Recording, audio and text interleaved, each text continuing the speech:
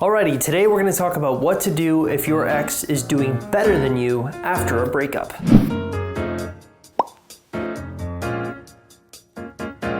So, what is it exactly we mean when we say that our exes are doing better than us after a breakup?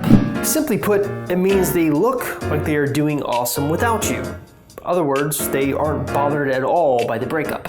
So this can include things like going out and having fun with friends, or going on a lot of other dates with other women, or even replacing you with someone else. Now, meanwhile, you are going through a big bout of depression or anger or sadness, or even just being furious about the breakup. And you're looking at your ex thinking, why aren't they as upset or hurt as I am? And so what we're going to do today is look at the 4 most important things you should do if you find yourself in this exact situation.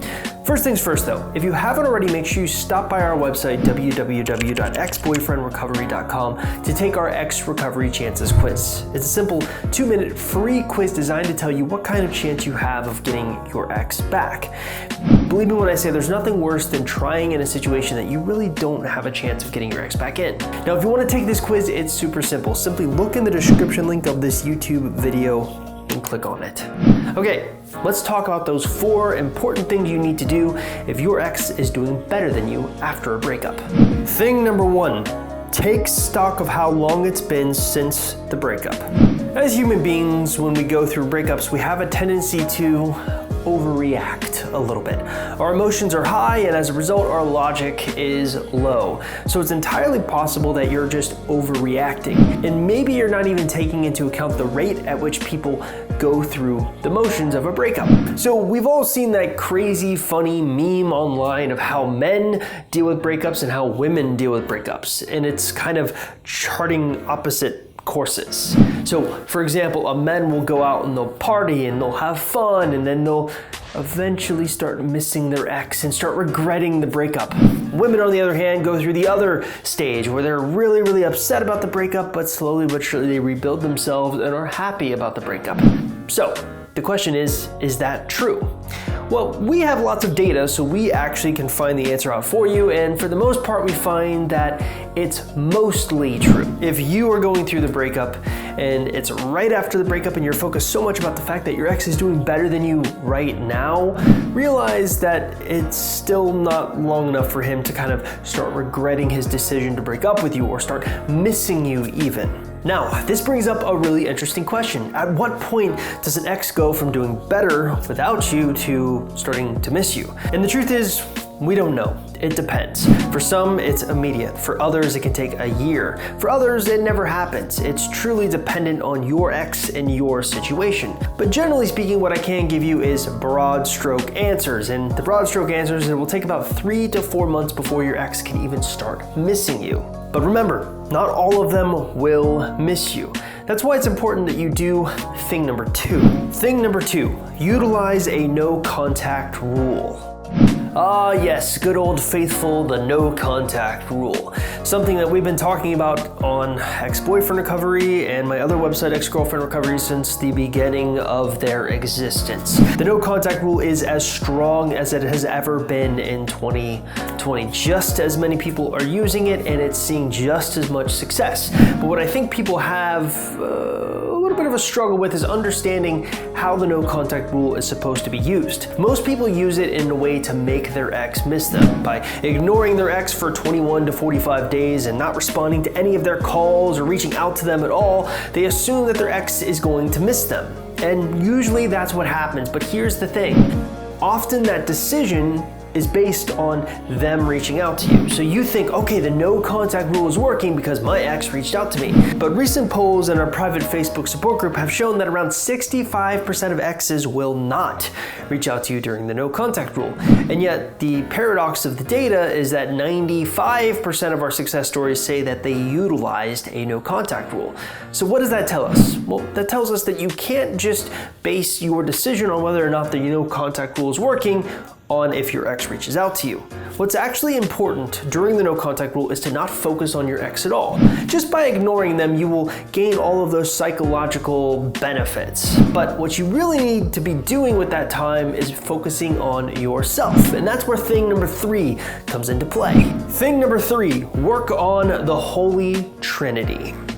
What is the Holy Trinity? Well, it's basically what we think are the 3 most important areas of your life. Now, by no means are we saying that these are the only 3 areas of your life, but they are the most important: health, wealth, and relationships. And what you'll notice is that when you look at these 3 areas of your life, there's a synergy between all of them. So let's use your breakup as an example.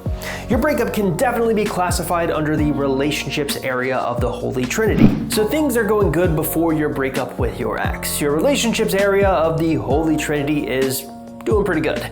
And then the breakup occurs. The relationships area or aspect of your life gets upset, and it's a little difficult to deal with that. But also you'll find there's a trickle-down effect that works with health and wealth. So all of a sudden you go through this breakup, you feel the physical ailments of the breakup. You are usually an avid runner. You love to run in the morning, and you just can't bring yourself to get out of bed and go for that run. Your health gets impacted.